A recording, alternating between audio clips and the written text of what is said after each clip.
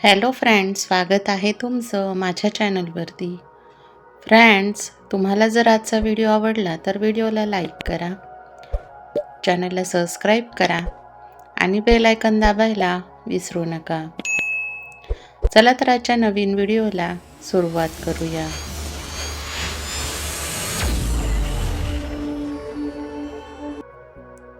स्वामी तिन्ही जगाचा, आई विना भिकारी. माहेर हरवलं, माहेर मनात उरलं, आई गेली आणि अंगण शांत झालं. ओसाड भिंतींमध्ये माझं बालपण हरवलं. लग्नानंतरची मी थोडी घाबरलेली, थोडी मोठी झालेली. आईची गरज सगळ्यात जास्त असताना ती दूर गेलेली. माहेर आहे, दार आहे, माणसं आहेत, पण आई तुझा आवाज नाही. वहिनी माहेची, भाऊ जबाबदारीचे, पण आई तुझी सर कोणीच भरू शकत नाही. पहिल्यांदा माहेरी येताना पोटात गोळा आला, कारण तुझ्या हाकेची सवय होती. स्वयंपाकघरात अजूनही तुझ्या हाताची चव आहे. साडीच्या घडीत तुझा सुगंध आहे. आई, मी आज आई झाली आहे, पण अजूनही तुझीच लेक आहे. माझ्या बाळाच्या डोळ्यात तुझं प्रतिबिंब पाहते, माझ्या कुशीत तुझी माया वाहते. माहेर हरवत नाही आई, तो बदलतो. आठवणीतून श्वास घेतो. आई माणसातून जाते, पण मायेने कधीच जात नाही. माझं माहेर आता माझ्या मनात उरलंय. अशीच एक कहाणी आज आपण बघणार आहोत. राणी, एकुलती एक मुलगी. 2 भाऊ, दोन्ही लग्न झालेले. वडील सरकारी नोकरीतून सेवानिवृत्त झालेले. आई घराच्या मायेची छत्रछाया.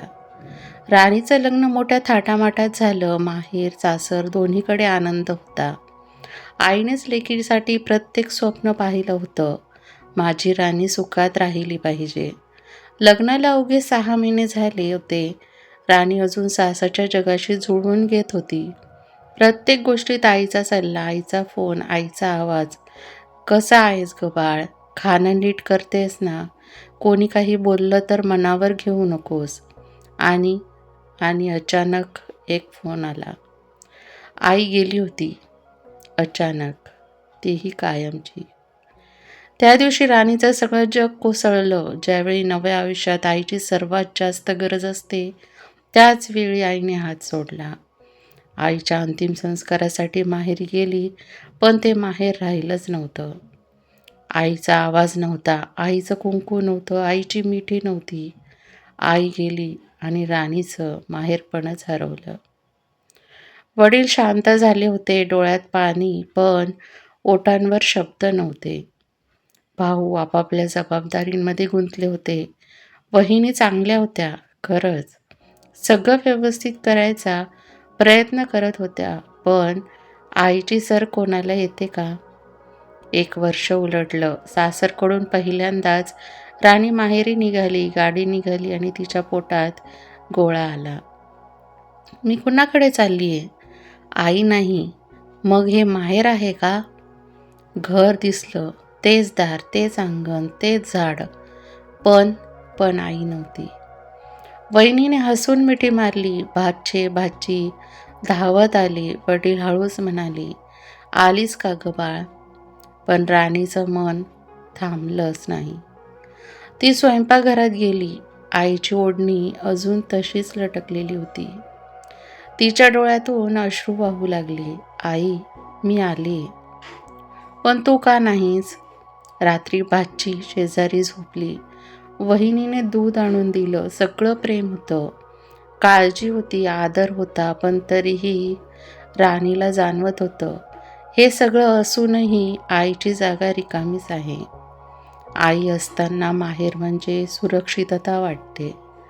आई गेल्यावर माहेर म्हणजे फक्त आठवणी उरल्या. निघायची वेळ आली. वडिलांच्या डोळ्यात पाणी. वहिनी म्हणाली, परत येत जा राणीताई.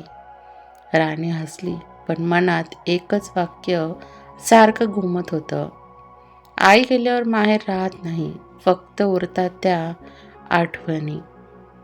गाडी पुढे निघाली आणि राणीच्या आयुष्यात पहिल्यांदा समजून घेतलं, लग्नानंतर सासर बदलतं, पण आई गेल्यावर मुलीचं माहेरपणच हरवतं. गाडी सासरच्या दिशेने धावत होती. खिडकीबाहेर झाडे मागे पडत होती, पण राणीचं मन मात्र मागेच अडकलेल्या आईच्या आठवणीत होतं. सासरी पोहोचल्यावर सगळं नेहमीसारखंच होतं.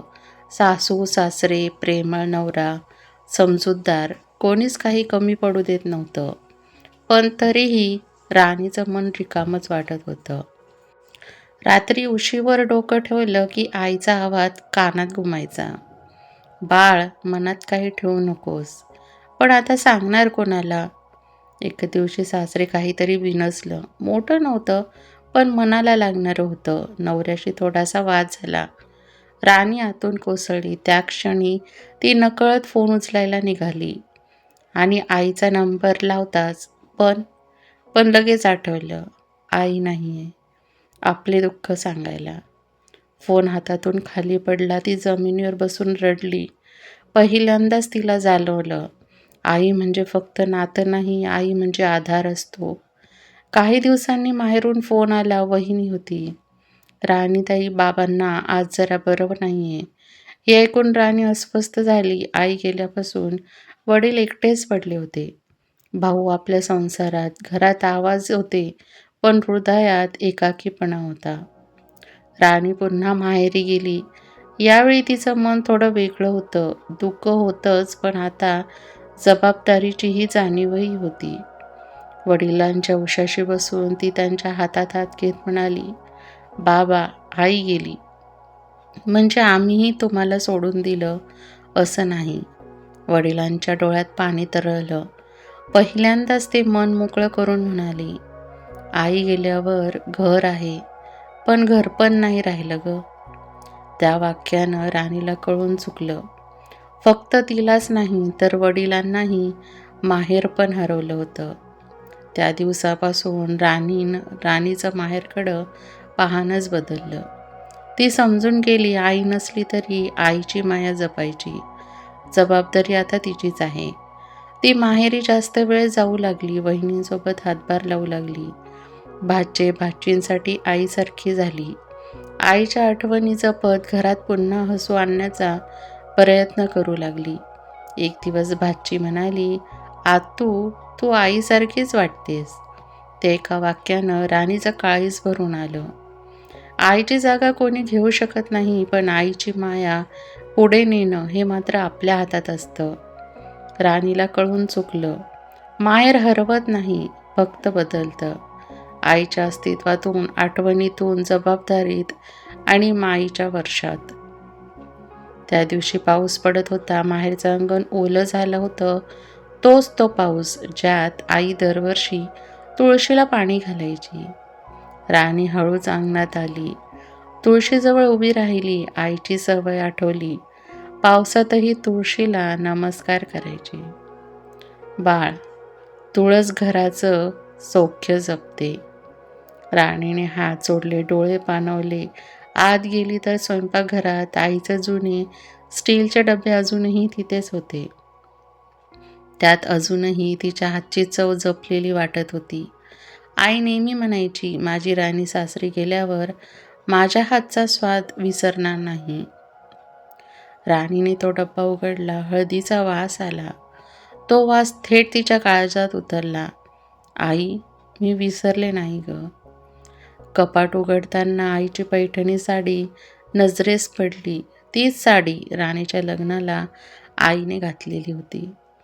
कुंकू लावून, डोळ्यात पाणी आणि ओठावर हसू. राणीने ती साडी हळूच हातात घेतली, गळ्याशी धरली आणि पहिल्यांदा आईसमोर उघडपणे रडली. आई, मी खूप लवकर मोठी झाली ग. तू असतीस तर मला अजून थोडं बळ राहू दिलं असतंस. आईच्या खोलीत गेली. तिथे अजूनही आईच्या कांकणांचा आवाज ऐकू येतो. जणू ती कपाट उघडते. बेडवर बसून राणीने उशी उचलली. आईच्या केसांचा सुगंध अजूनही त्यात होता. त्या क्षणी तिला जाणवलं, आई गेली असली तरी तिची माया घराच्या प्रत्येक कोपऱ्यात भरून राहिली आहे. तेवढ्यात वडील दारात उभे राहिले आणि हळूच म्हणाले, आई, रोज रात्री तुझ्याबद्दल बोलायची. म्हणायची राणी नीट झोपते का हो. हे ऐकून राणीच्या अश्रूंचा बांधच फुटला. ती वडिलांच्या कुशीत शिरली, लहान मुलांसारखी ढसाढसा रडली. बाबा, आई नसल्यावर माहेर म्हणजे फक्त घर उरतं का. वडील तिच्या डोक्यावरून हात फिरवत म्हणाले, आई नसली तरी आईची माया जात नाही ग. त्या रात्री राणी आईच्या खोलीतच झोपली. पहिल्यांदा ती भीती न वाटता रडली आणि झोप लागण्याआधी एकच विचार मनात आला, आई माणसातून जाते पण मायेच्या रूपात कायम राहते. त्या रात्री राणीला झोप लागली नाही. आईच्या खोलीतली हवा वेगळीच वाटत होती, ओळखीची पण बोचणारी. मधल्या रात्री तिला आईचा आवाज ऐकू आला, राणी. राणी दचकून उठली. आजूबाजूला पाहिलं, कोणीच नव्हतं. पण आवाज पुन्हा आला, मायेचा, ओळखीचा. बाळा, रडू नकोस. राणी उठून बसली. डोळ्यातून अश्रू वाहत होते. आई, मी रडणार नाही तर कोण रडणार.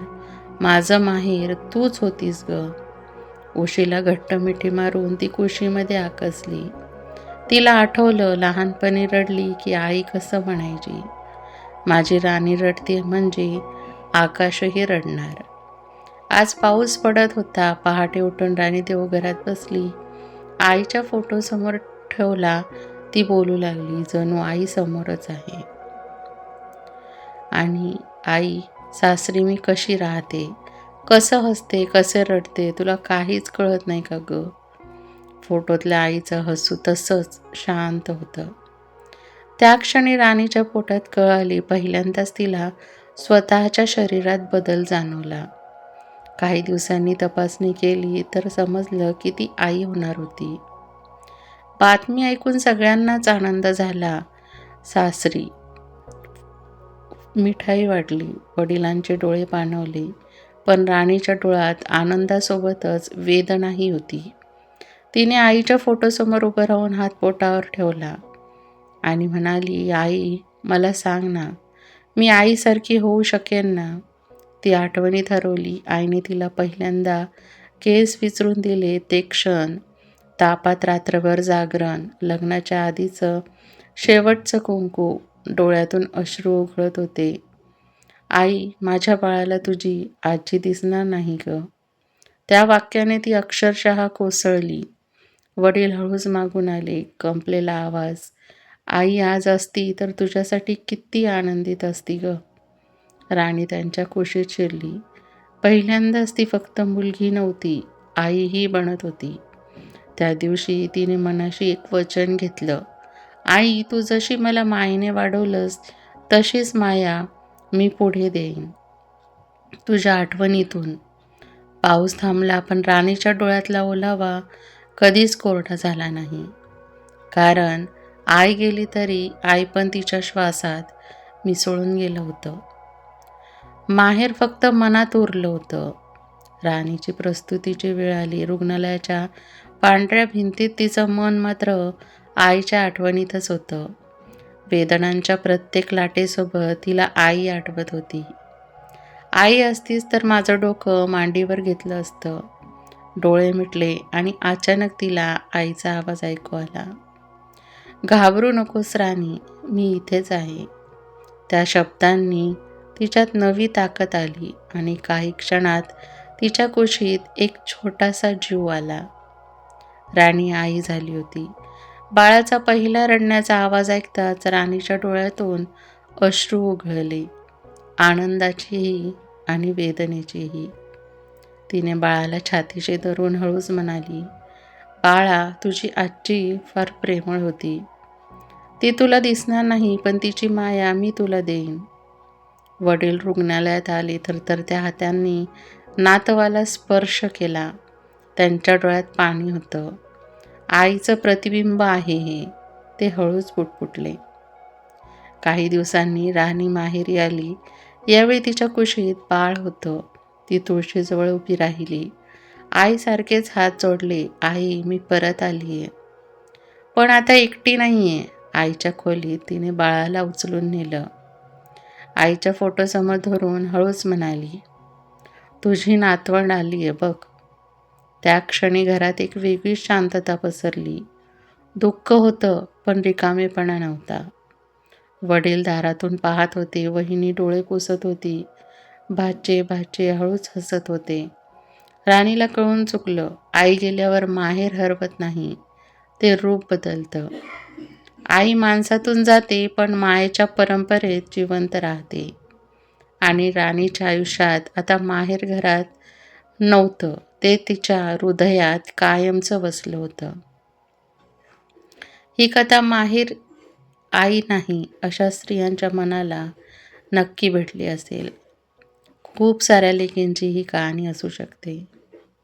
म्हणतात ना, स्वामी तिन्ही जगाचा, आई विना भिकारी. फ्रेंड्स, तुम्हाला ही कथा कशी वाटली हे कमेंट बॉक्समध्ये नक्की सांगा. तुम्हाला जर व्हिडिओ आवडला असेल तर व्हिडिओला लाईक करा, चॅनलला सबस्क्राईब करा आणि बेल आयकॉन दाबायला विसरू नका, जेणेकरून सर्वात आधी नोटिफिकेशन तुमच्यापर्यंत पोहोचेल. व्हिडिओ बघितल्याबद्दल धन्यवाद.